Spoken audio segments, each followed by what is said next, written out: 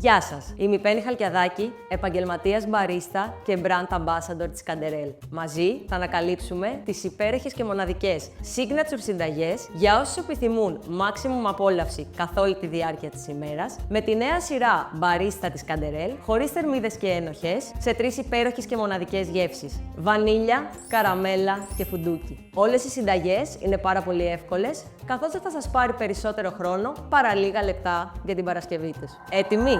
Συνταγή νούμερο 9. Βανίλια Velvet Flat White, παγωμένο ρόφημα. Σε ένα ποτήρι με πάγο προσθέτουμε 7 γραμμάρια σιρόπι Canderel βανίλια και 150 ml γάλα της δικής σας επιλογής. Έπειτα στο μίξερ χτυπάμε καλά με πάγο τη διπλή δόση εσπρέσο που είχαμε ετοιμάσει νωρίτερα και σουρώνουμε πάνω στο ποτήρι με τα υλικά μας. Ανακατεύουμε και καλή απόλαυση. Τέλειο.